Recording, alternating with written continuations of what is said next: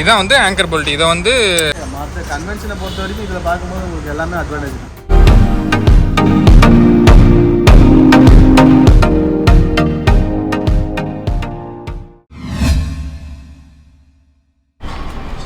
Hello all, welcome to 𝗘𝗿𝗲𝗧. இன்றைக்கி நம்ம வீடியோவில் என்ன பார்க்க போகிறோன்னா ப்ரீகாஸ்ட் வால் பேனலில் வந்து எப்படி வந்து சைட்டில் வந்து எரெக்ட் பண்ணுறாங்க, இந்த ப்ரீகாஸ்ட் ஸ்ட்ரக்சரில் வந்து என்னென்ன காம்பனன்ட்ஸ் வந்து முக்கியமாக இருக்குது, க்ரௌட்டிங் வந்து எப்படி வந்து சைட்டில் வந்து பண்ணுறாங்க அப்படின்றது வந்து இந்த வீடியோவில் நம்ம வந்து பார்க்கலாம். இந்த ப்ரீகாஸ்ட் பற்றின வீடியோ வந்து நம்ம வந்து தமிழில் வந்து ஃபஸ்ட்டாக பண்ணுறோம், சைட்டில் வந்து எப்படி வந்து எரெக்ட் பண்ணுறாங்கன்றது. அதனால் வந்து இந்த வீடியோ வந்து முடிஞ்ச அளவுக்கு வந்து ஸ்கிப் பண்ணாமல் பாருங்கள். ஸோ வாங்க வீடியோக்குள்ள போகலாம். ஃபஸ்ட்டு நம்ம வந்து இந்த ப்ரீகாஸ்ட்னா அப்படின்றது வந்து என்னன்றது வந்து நம்ம வந்து ஃபஸ்ட்டு வந்து தெரிஞ்சுக்கலாம். இந்த பேரில் இருக்க மாதிரியே ப்ரீகாஸ்ட், அதாவது ஃபேக்ட்ரியில் வந்து நம்ம கன்வீனியன்ஸுக்காக வந்து நம்ம வந்து ஒரு வால் பேனலில் பண்ணி அதை வந்து அப்படியே நம்ம வந்து சைட்டுக்கு வந்து டிரான்ஸ்போர்ட் பண்ணி அப்படியே வந்து சைட்டில் வந்து எரெக்ட் பண்ணுவாங்க. அதனால தான் இதுக்கு பேர் வந்து பார்த்திங்கன்னா நம்ம வந்து ப்ரீகாஸ்ட் காங்கிரீட் வால்னு சொல்லுவோம். இப்போ இந்த வால் வந்து எப்படி எரெக்ட் பண்ணுறாங்க அப்படின்றத வந்து அங்கே இருக்க இன்ஜினியர்ஸே நம்ம வந்து தெரிஞ்சுக்கலாம். வாங்கலாம். இப்போ இந்த வால் பேனலை வந்து அவங்க வந்து அந்த ஃபவுண்டேஷன் ராடில் வந்து இன்சர்ட் பண்ண போகிறாங்க.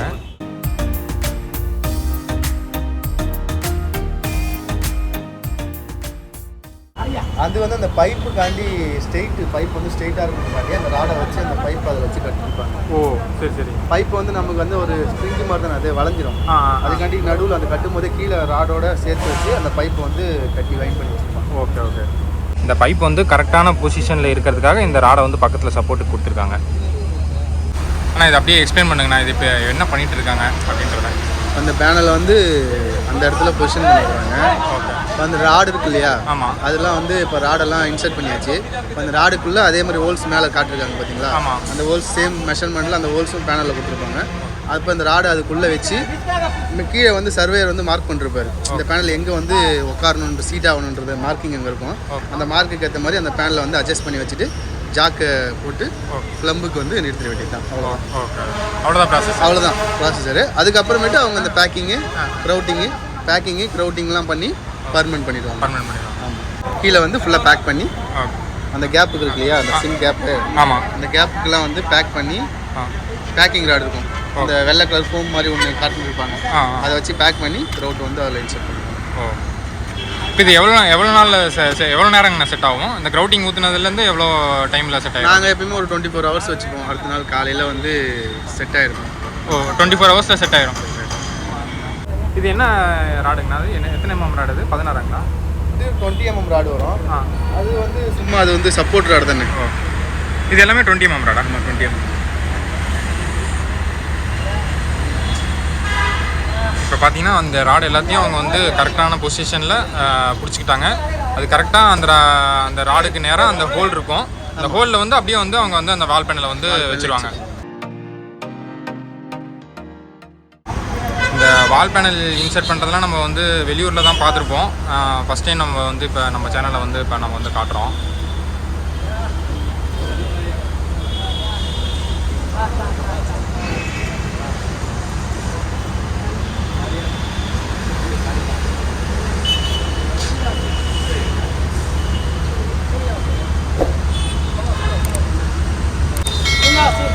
பாருங்கள், கரெக்டாக அந்த ஹோலுக்குள்ள வந்து அந்த ராட்ஸ் வந்து போது பாருங்கள்.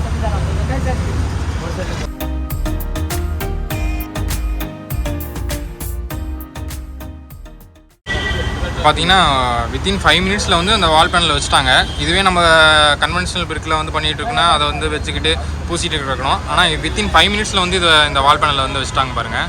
இதில் வந்து அப்படியே வந்து அந்த ஹோலில் வந்து க்ரௌட்டிங் பண்ணிடுவாங்க.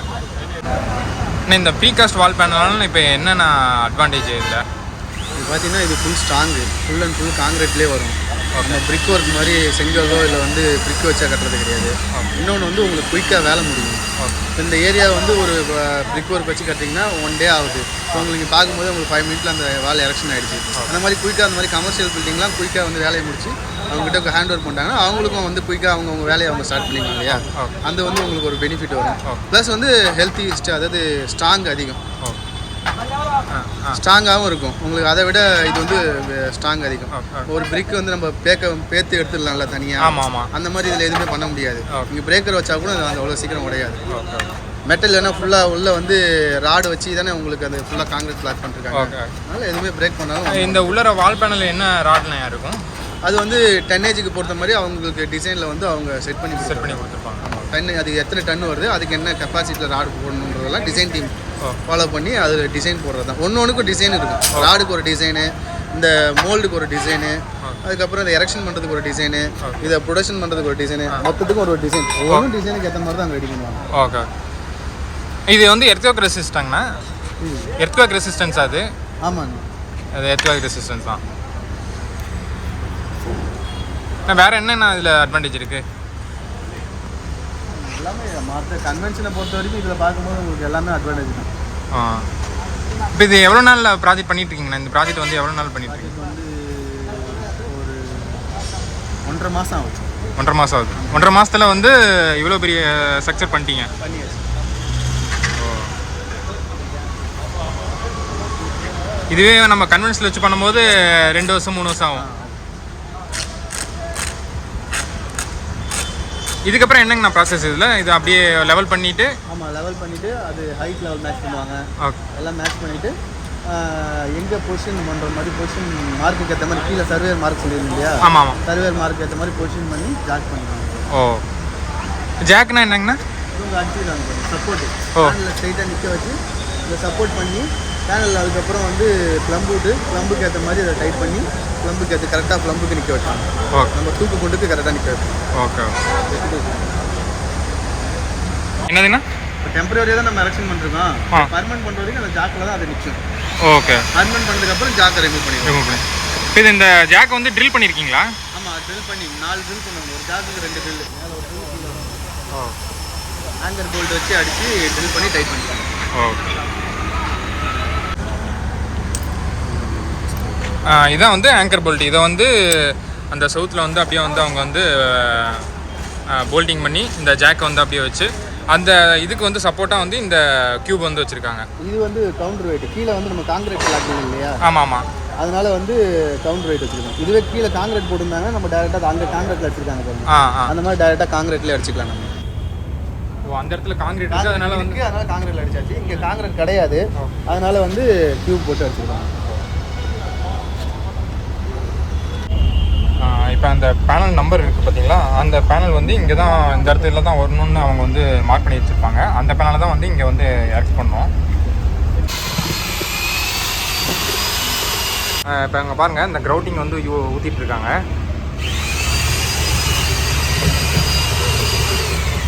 பார்த்தீங்கன்னா அந்த க்ரௌட்டிங் கெமிக்கலை வந்து அப்படியே வந்து அந்த ஹோலுக்குள்ள வந்து ஊற்றிட்டுருக்காங்க. 24 ஹவர்ஸில் வந்து இது வந்து செட் ஆயிரும்.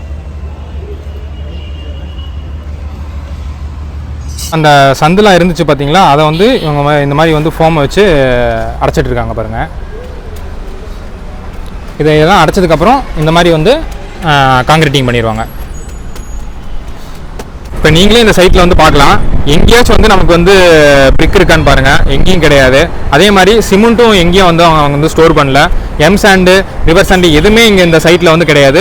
ஒன்லி வந்து பார்த்தீங்கன்னா நமக்கு வந்து இந்த ப்ரீகாஸ்ட் காங்கிரீட் வால் மட்டும்தான் இருக்குது. அங்கே பார்த்தீங்கன்னா அந்த ஸ்டேர் கேஸ் வந்து ப்ரீகாஸ்ட் ஸ்டேர் கேஸ் இருக்குது. இது மட்டும்தான் சைட்டில் இருக்குது. இதெல்லாம் தான் இந்த ப்ரீகாஸ்ட் ஸ்ட்ரக்சரோட அட்வான்டேஜ். இந்த ப்ரீகாஸ்ட் காங்கிரீட் வாலை வந்து டிசைன் பண்ணுறப்ப அவங்க வந்து எரெக்ஷன் லோடையும் டிரான்ஸ்போர்ட்டேஷன் லோடையும் வந்து அவங்க வந்து எடுத்து தான் வந்து டிசைன் பண்ணுவாங்க. ஏன்னா நமக்கு வந்து எரெக்ஷன் பண்ணுறப்ப இந்த ஹூக்லாம் மாட்டுறப்ப நமக்கு வந்து சில லோடு வந்து அந்த வால் பேனலில் வந்து நமக்கு வந்து ஆக்ட் ஆகும். அதையும் சேர்த்து தான் நம்ம வந்து அந்த வால் பேனல் நம்ம வந்து டிசைன் பண்ணோம். இது வந்து ரொம்ப ரொம்ப முக்கியமான பாயிண்ட்டு. இந்த ப்ரீகாஸ்ட் கன்ஸ்ட்ரக்ஷனை பொறுத்த வரைக்கும் இன்னொரு இம்பார்ட்டன்ட் பாயிண்ட் என்னன்னா, நான் இங்கே ஓனர்கிட்ட பேசின வரைக்கும் அவர் வந்து என்கிட்ட என்ன சொன்னார்னா, எனக்கு ஒரு ஸ்கொயர் ஃபீட்டுக்கு வந்து 700 rupees வந்து எனக்கு வந்து எச்சா வருது அப்படின்னு சொல்லியிருந்தாரு. இருந்தாலும் பரவாயில்ல, எனக்கு வந்து கன்ஸ்ட்ரக்ஷன் டைமிங் தான் எனக்கு வந்து ரொம்ப முக்கியம். நான் சீக்கிரமாக இந்த பில்டிங்கை வந்து முடிச்சுட்டு சீக்கிரமாக நம்ம வந்து ரெண்டல் பர்பஸ்க்கு வந்து ஹேண்ட் ஓவர் பண்ணோம் அப்படின்னு என்கிட்ட வந்து சொன்னார். இந்த மாதிரி வந்து எனக்கு வந்து மணி வந்து எனக்கு வந்து முக்கியம் கிடையாது, எனக்கு வந்து கன்ஸ்ட்ரக்ஷன் டைமிங் தான் வந்து எனக்கு வந்து ரொம்ப முக்கியம்னு நினச்சிங்கன்னா தாராளமாக நம்ம வந்து இந்த ப்ரீகாஸ்ட் கன்ஸ்ட்ரக்ஷனுக்கு நம்ம வந்து போகலாம், எந்த தப்பும் கிடையாது.